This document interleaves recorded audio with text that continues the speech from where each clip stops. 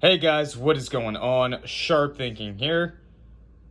This is the Kershaw Breakout.